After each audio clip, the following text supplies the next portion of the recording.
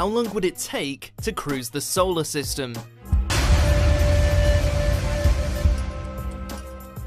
While we may be just a speck in the Milky Way, and while the Milky Way may be just a speck on the landscape of the universe, our solar system is still really, really big.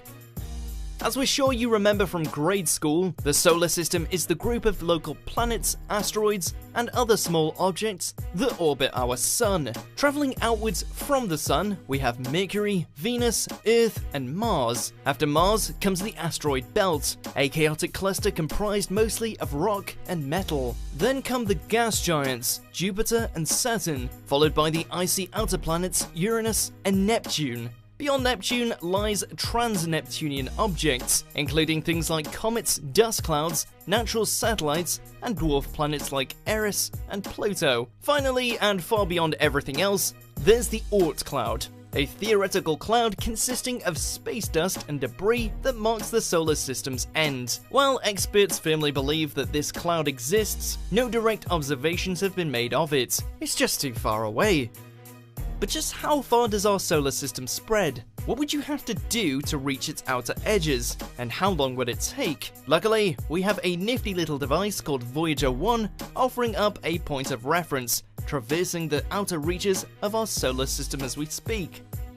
The Voyager 1 space probe was launched by NASA on September 5th, 1977, and is currently still travelling at around 35,000 miles per hour.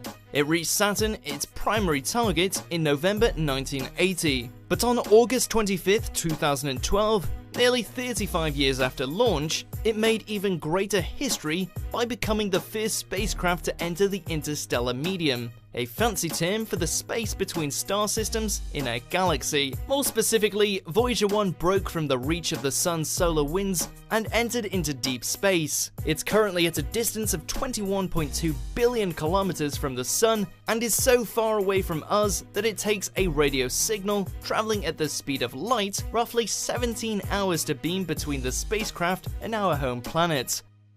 Sounds like a lot, right? Well, while the monumental achievements of Voyager 1 should never be underestimated, we're still very far from making an even semi-significant dent in the solar system as a whole. It would take Voyager 1 another 300 years just to reach the inner edge of the interstellar Oort cloud, and up to 40,000 years to breach the cloud and finally break free from our solar system completely.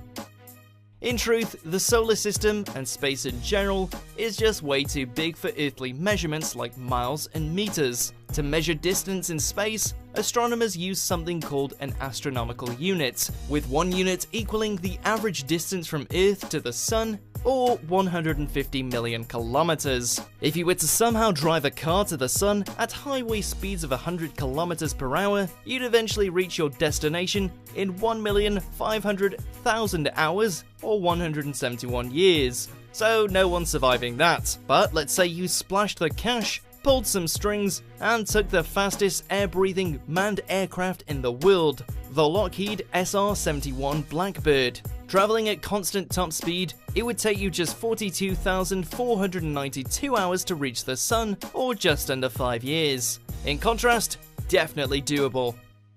But let's be serious. The distance from the Earth to the Sun is infinitesimal when compared to the size of the entire solar system. Way out there is everyone's favourite dwarf planet, Pluto. Pluto ranges from 30 to 49 astronomical units away from the Sun.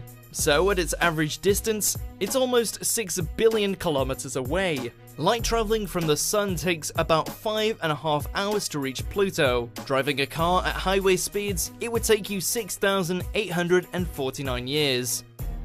But as we've established, the solar system extends far beyond Pluto. The outer edges of the Oort cloud are about 100,000 astronomical units away, or about 1.87 light years, or 17 trillion kilometers, give or take. Amazingly, the sun's gravity can capture objects as far out as 2 light years away, meaning that the outer part of the Oort cloud is still theoretically shaped by the sun's gravity. Just beyond the cloud's outer edges is the halfway point between our sun and the next nearest star, Proxima Centauri. Beyond that, you're swapping systems. So, in boring astronomical terms, it'd take you nearly 2 years to reach the outer boundary of our solar system if you were traveling at the speed of light, but we can't do that, can we? Let's hop back into our hypothetical space car and go for the ultimate cruise. Hell, you know what? Let's do one better. Let's forego the standard highway driving and up the stakes. Let's pretend we're in the fastest street-legal car in the world, the Bugatti Veyron. And let's imagine we can travel at its max speed of 431 kilometers per hour. Heading for the Oort cloud, traveling at the top speed of the fastest car in the world, it'd be 4.5 million years before you finished your trip. And that's without stopping for fuel or snacks. Now let's again pilot the fastest ever aircraft, the Lockheed SR-71 Blackbird. The Blackbird's 8 times faster than the Veyron at top speed, so the trip does shorten. But it'd still take you an eye-watering 550,000 years to reach the fabled finish line. Finally, let's say we hitched a ride on NASA's New Horizons probe, which left Earth at a staggering and record-breaking 58,536 kilometers per hour. It took this probe 9 years to fly by Pluto, so even if it continues its unprecedented pace, it won't breach the Oort cloud for another 30,000 years or more. How long it takes to cruise the solar system depends entirely on what you want to cruise in. In just your standard supercar, 4.5 million years. In a high-tech spacecraft, 550,000 years. On a NASA probe, and the fastest object ever launched from Earth, 30,000. No matter what you travel in, you'd be long dead and space dust before you'd even consider the Oort cloud. Of course, if you chose to travel at light speed, you're looking at around only 1,000 days. But A, that's impossible, and B, that's cheating.